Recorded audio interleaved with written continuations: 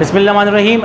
Today we are going to discuss one of the most important chapter of inorganic chemistry, which is related to second year inorganic chemistry, chapter number 1 periodic classification और the periodic table.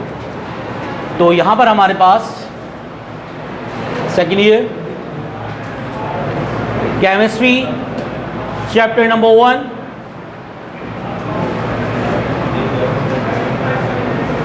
periodic table. सबसे पहले यहाँ पे कुछ definitions हैं, पहले हम लोग को डिफाइन करेंगे। कुछ शॉर्ट के अंदर डेफिनेशंस आती हैं 1 मार्क्स की। For example initial starting from periodic table. Periodic table ऐसा टेबल जिसमें एलिमेंट्स को अरेंज किया जाए और वो अपनी प्रॉपर्टीज को बार बार रिपीट करें, लेकिन वो किसी पर बेस कर रहा होगा, या तो एटॉमिक मास या तो atomic number. Simple with respect to modern classification अगर हम डिफाइन करें पीरियोडिक टेबल को, टैबुलर अरेंजमेंट ऑफ एलिमेंट्स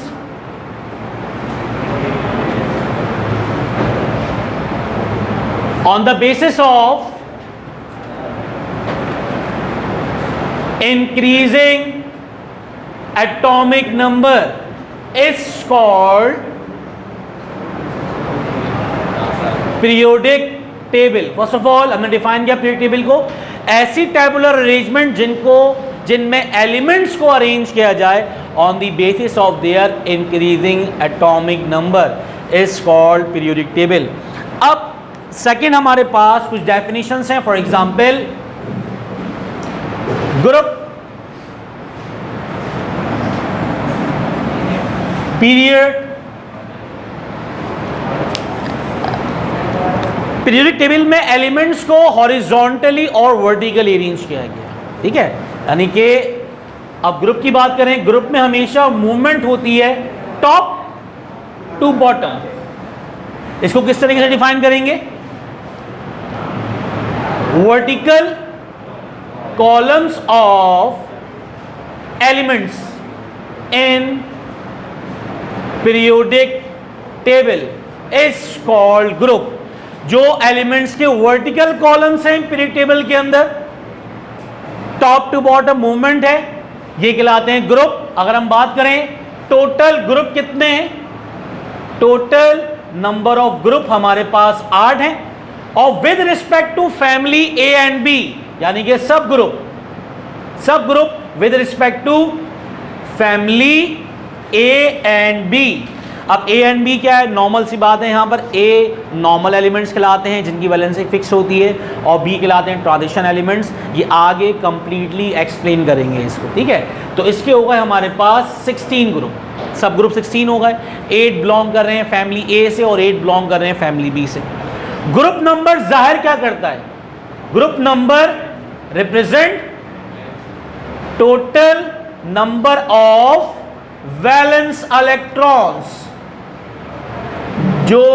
जो एलिमेंट जिस ग्रुप से बिलोंग करेगा, इट मींस दैट उस एलिमेंट के लास्ट सेल में उतने इलेक्ट्रॉन होंगे। If element belongs to group 1, it means that element of group 1 contain 1 electron in valence shell, तो 1 इलेक्ट्रॉन हो गया। ग्रुप 8 है नोबल गैसेस, तो इसका मतलब उनके लास्ट सेल में वैलेंस शेल में 8 इलेक्ट्रॉन है।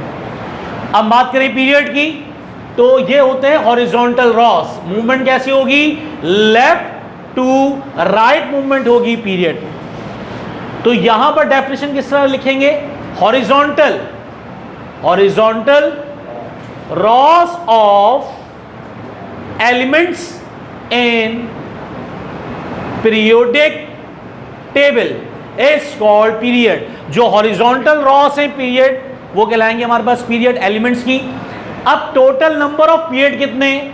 टोटल पीरियड हमारे पास 7 है। इनकम्प्लीट पीरियड कौन सा है? इनकम्प्लीट जो पीरियड है वो है 7 पीरियड, 7वां। अगर कोई नया एलिमेंट डिस्कवर्ड होगा तो वो कहां रखेंगे? 7वें पीरियड में। पीरियड नंबर जाहिर क्या करता है? First total period, second incomplete period किसे कहते हैं? Represent. Period number represent total number of shells और हाईएस्ट कोफिशिएंट किसमें? जब हम इलेक्ट्रॉनिक कॉन्फ़िगरेशन लिखते हैं, जब हम लिखते हैं इलेक्ट्रॉनिक कॉन्फ़िगरेशन, तो उसमें जो हाईएस्ट कोफिशिएंट होता है वो ज़ाहिर क्या करता है, पीरियड नंबर को। इस चैप्टर के लास्ट में टॉपिक है identification of group, period, block and family. वहाँ पर ये बहुत अच्छे तरीके से समझ में आ जाएगा, अभी जस्ट इंट्रोडक्शन है। अगर हम आगे की तरफ मूव करें, एक होती है क्लासिफिकेशन, एक होती है पीरियोडिक क्लासिफिकेशन। अब पीरियोडिक क्लासिफिकेशन किसे कहते हैं ये पता होना चाहिए हमें। Periodic classification of elements. Elements की अरेंजमेंट जो होगी वो on the basis of their atomic number है, ठीक है। जो हमारे पास एक पीरियोडिक टेबल हमें फॉर्म में गिवन है मॉडर्न, जिसको कहते हैं मोजलेस या मॉडर्न पीरियोडिक टेबल, इसमें एलिमेंट्स को अरेंज किया गया है on the basis of their increasing atomic number. तो यहां पर पीरियोडिक क्लासिफिकेशन का मतलब क्या है, वो एलिमेंट जिनकी प्रॉपर्टी सेम है उनको एक जगह रखें और जिनकी प्रॉपर्टी डिफरेंट है वो बाद में रखें, और जब हम left to right, top to bottom move करेंगे तो वो एलिमेंट जिनकी प्रॉपर्टी सेम होंगी एक रेगुलर इंटरवल ऑफ टाइम के बाद अपनी प्रॉपर्टीज को रिपीट करेंगे। यानी classification of elements, classification of elements based on properties. ऐसी क्लासिफिकेशन जिसमें एलिमेंट्स को उनकी प्रॉपर्टीज की बुनियाद पर अरेंज किया जाए। इस तरह element repeat themselves after regular interval of time, ठीक है। तो classification of elements based on properties या on the basis of properties और इलेक्ट्रॉनिक कॉन्फ़िगरेशन।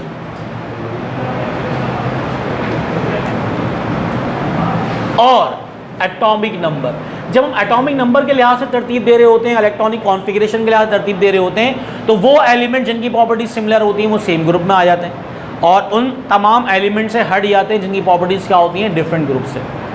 तो this classification is known as periodic classification of element. यानी such classification of elements in which elements are arrange on the basis of their increasing atomic number, increasing atomic masses, या simple हमारे पास electronic configuration, but element repeat after regular interval of time, ऐसा result their properties repeat. तो periodicity किससे कहते हैं, repetition of properties of elements after regular interval of time.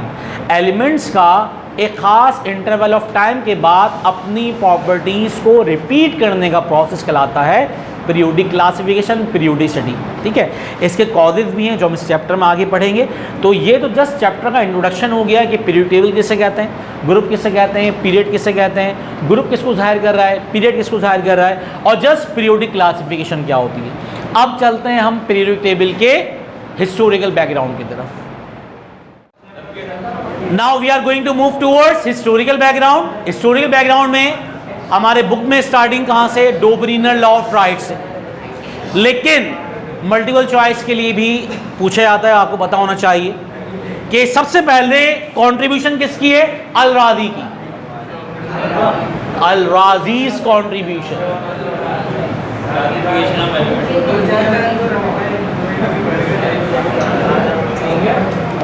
अल-राज़ी was the first Muslim scientist. Al Razi वो पहला मुस्लिम scientist था जिसने elements की क्लासिफिकेशन की बुनियाद डाली।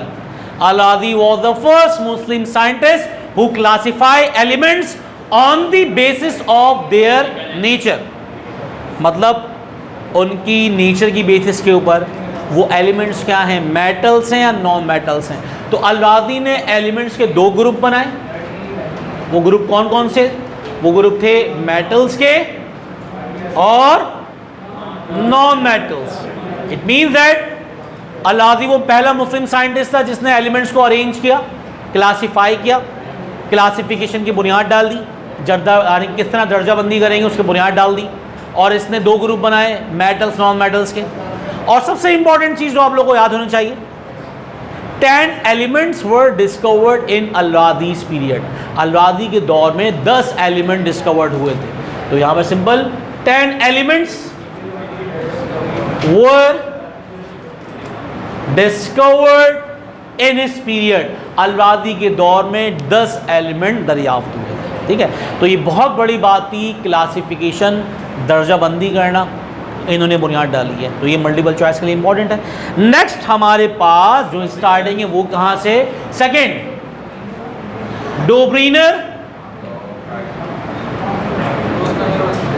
डोब्रीनर्स law of triad. Scientist Dobereiner ने 1829 में कॉन्सेप्ट दिया लॉ ऑफ ट्राइड का। First of all we will define what is triad. तो पहले ही पता होना चाहिए ट्राइड किसे कहते हैं। ट्राइड 3 का कानून, लॉ ऑफ ट्राइड 3 का कानून, तिगड़म का कानून, सलासो का कानून, एक ही बात है। ठीक है, तो ट्राइड किसे कहते हैं, group of 3 elements, group of 3 elements which have same properties is called triad। 3 elements का ऐसा ग्रुप जिनकी प्रॉपर्टी सेम हो क्या कहलाता है, वो tried. For example chlorine, bromine, iodine, तीनों का सेम प्रॉपर्टीज वाले एलिमेंट है। Lithium, sodium, potassium same properties हैं। तो इसका मतलब 3 एलिमेंट्स का ऐसा ग्रुप जिनकी प्रॉपर्टी सेम हो क्या कहलाएगा, वो ट्राइड। अब पढ़ने जाते हैं हम लोग law of tried. Law of tried different है, ट्राइड डिफरेंट है। लॉ ऑफ ट्राइड देखें, पहली बात ये 1829 में डोब्रीनर नामी साइंटिस्ट ने ट्राइड का लॉ पेश किया। इसने उस दौर के तमाम डिस्कवर्ड एलिमेंट को कोशिश की कि लॉ ऑफ ट्राइड के जरिए क्लासिफाई हो जाए, अरेंज हो जाए। तो उसने 3 की पेयर बनाए। फॉर एग्जाम्पल स्टेटमेंट लिखते हैं। एग्जाम्पल में number 1 lithium, sodium, potassium. Lithium का मास मालूम है 7 AMU, सोडियम का मास भी मालूम है अभी, पोटेशियम कितना है 39 AMU। According to law of triad, according to law of triad,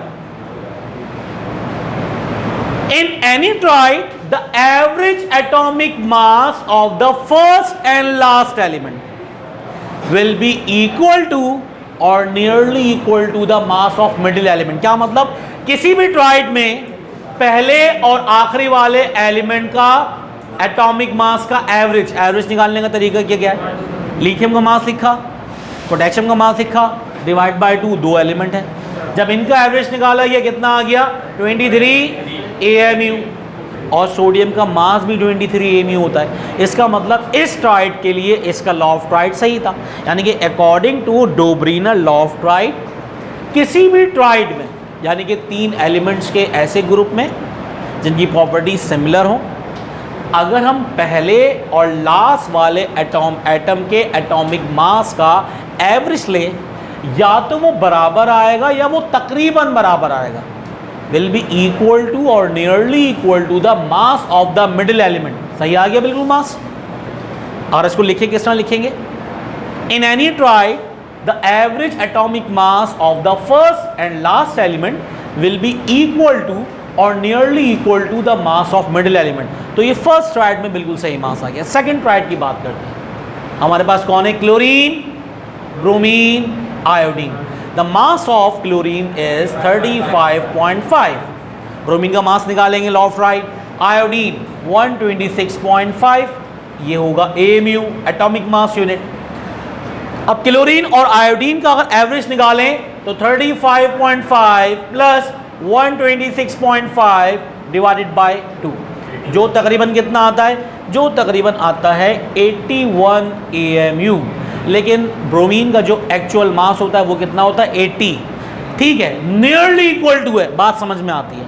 ये कितना है, नियरली इक्वल टू है, तकरीबन बराबर है।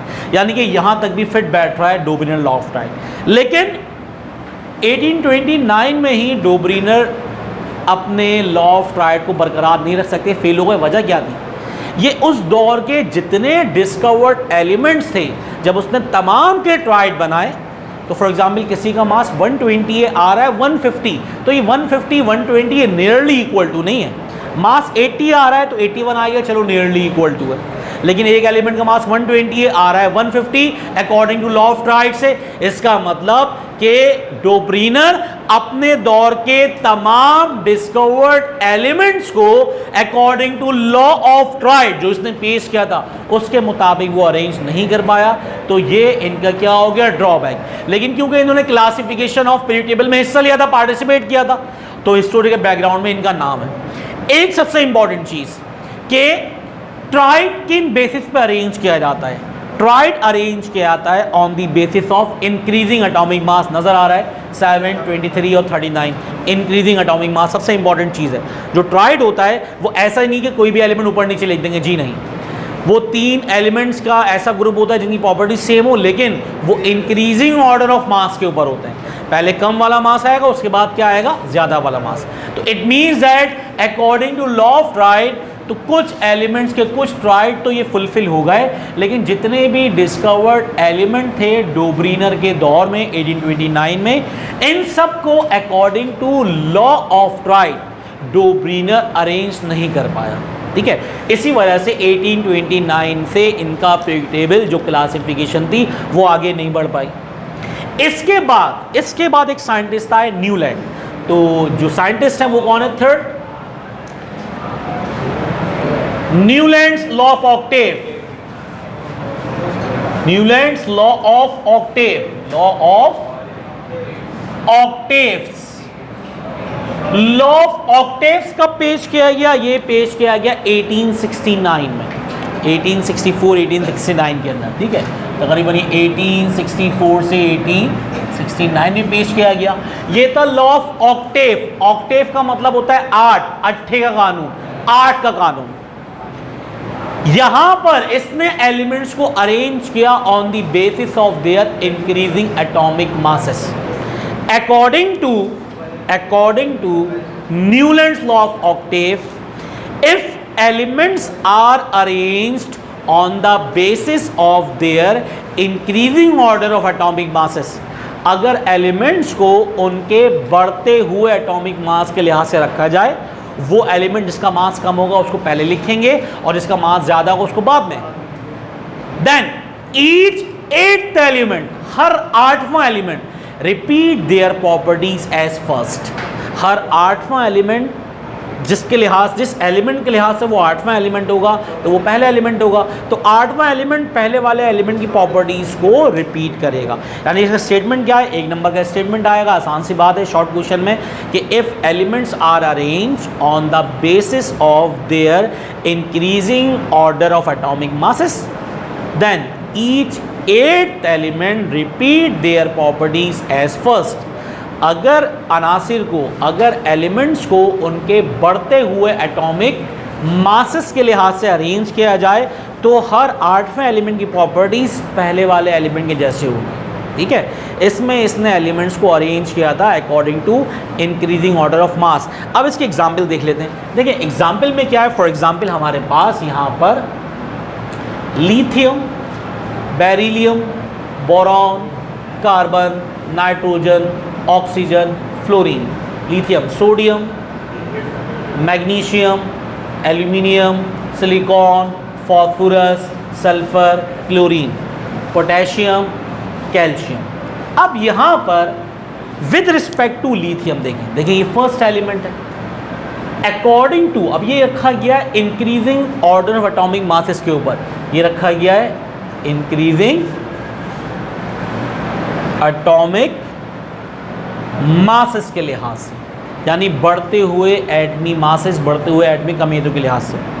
अगर हम देखें इसमें पढ़ें कि लॉ ऑफ ऑक्टेव्स क्या है, if elements are arrange on the basis of their increasing order of atomic masses, अगर एलिमेंट्स को उनके बढ़ते हुए एटॉमिक मास के लिहाज से अरेंज किया जाए, each first element repeat their properties as first. With respect to lithium, 8वां एलिमेंट कौन सा है, सोडियम, तो लिथियम की प्रॉपर्टी सोडियम के जैसे। विद रिस्पेक्ट टू सोडियम, 8वां एलिमेंट पोटेशियम के जैसा है, तो सोडियम की प्रॉपर्टीज पोटेशियम के जैसी है, पोटेशियम की प्रॉपर्टीज सोडियम के जैसे।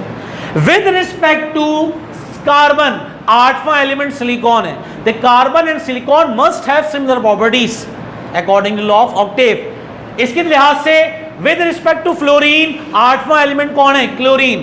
तो with respect to law of octave, fluorine and chlorine must have similar properties, क्योंकि फ्लोरीन फर्स्ट एलिमेंट है, आठवां एलिमेंट कौन सा है? क्लोरीन है। ठीक है, तो fluorine chlorine must have similar properties. अब मसला क्या था? मसला ये था कि आफ्टर कैल्शियम जब इसने एलिमेंट्स को according to law of octaves के लिहाज से अरेंज किया, इसने एक बात फिक्स कर दी। इसने कहा हर आठवां एलिमेंट प्रॉपर्टीज को रिपीट करेगा। तो 8 का वर्ड फिक्स हो गया, हर आठवां। अब जब इसने कैल्शियम के बाद एलिमेंट को रखना स्टार्ट किया तो हर आठवां एलिमेंट प्रॉपर्टीज को रिपीट नहीं कर रहा था, हर आठवां एलिमेंट प्रॉपर्टीज को रिपीट नहीं कर रहा था। इसका मतलब after calcium law of Octave क्या होगा? फेल, या ये क्या आ गया इसके ड्रॉबैक्स के अंदर। इसका मतलब according to law of octave, law of octave Newland ने पेश किया है, इसने भी अपने दौर के तमाम डिस्कवर्ड एलिमेंट्स को according to law of octave के जरिए अरेंज नहीं कर पाया। लेकिन यहां पर इसने एक कॉन्सेप्ट दिया, क्या? पीरियोडिसिटी का। एलिमेंट हर आठवां एलिमेंट प्रॉपर्टी को दोहरा रहा है और पीरियोडिक टेबल में प्रॉपर्टीज को रिपीट करने का प्रोसेस कहलाता है पीरियोडिसिटी। हाँ, ये पीरियोडिसिटी क्यों हो रही है, वजह क्या है, ये इसको एक्सप्लेन नहीं कर पाया। लेकिन न्यूलैंड्स ने पीरियोडिसिटी का कॉन्सेप्ट दिया। बाज़ औक़ात मल्टीपल चॉइस आ जाता है तो आप आंसर लिखेंगे कि भाई who gives the concept of periodicity? Newlands give the concept of periodicity. इसको डिफाइन, इसको डिस्क्राइब और एक्सप्लेन किसने किया है? वो बोहर स्कीम ऑफ क्लासिफिकेशन में पीरियोडिसिटी को डिफाइन भी किया है और एक्सप्लेन भी किया है। यानी कि पीरियोडिसिटी डिपेंड करती है general valence shell electronic configuration. अब ये general valence shell electronic configuration क्या चीज़ होती है, ये हम नेक्स्ट टॉपिक में पढ़ेंगे। तो फिलहाल हमने यहाँ पर न्यूलैंड्स लॉ ऑफ ऑक्टेव्स तक अपना टॉपिक एंड कर दिया। तो जितनी भी चीज़ें आज हमने पढ़ी ये सारी की सारी शॉर्ट में, शॉर्ट क्वेश्चंस के अंदर, मल्टीपल चॉइस में, विद रिस्पेक्ट टू डेफिनेशन, ये इंपॉर्टेंट है। इसके बाद एक शॉर्ट टॉपिक है Lothar's Meyer classification. Lothar Meyer just plotted a graph between atomic mass and atomic volume. वो छोटा टॉपिक है 5-10 मिनट का, तो वहाँ पे शॉर्ट खत्म हो जाएंगे। इसके बाद जो क्वेश्चन स्टार्ट है वो क्या है? मैनलीफ पीरियोडिक टेबल, मोज़लेस पीरियोडिक टेबल, और इसके बाद मतलब मोज़ले का मतलब मॉडर्न पीरियोडिक टेबल। देन उसके बाद classification of elements based on electronic configuration and last one will be identification of group, period, block and family. These all are include in long questions और descriptive questions। ये तमाम के तमाम long question के लिए important है। आज जितना भी पढ़ा हमने ये सारे के सारे शॉर्ट क्वेश्चंस के लिए थे, with respect to multiple choice, definitions, कुछ भी आ सकता है इसके अंदर। तो उम्मीद है कि आप लोगों को आज का टॉपिक जो कि chapter number 1 periodic table second year chemistry से बिलोंग कर रहा है, समझ में आ गया होगा। If you have any query of any question then please ask. जब तक अपना ख्याल रखें, टिल देन अल्लाह हाफ़िज़।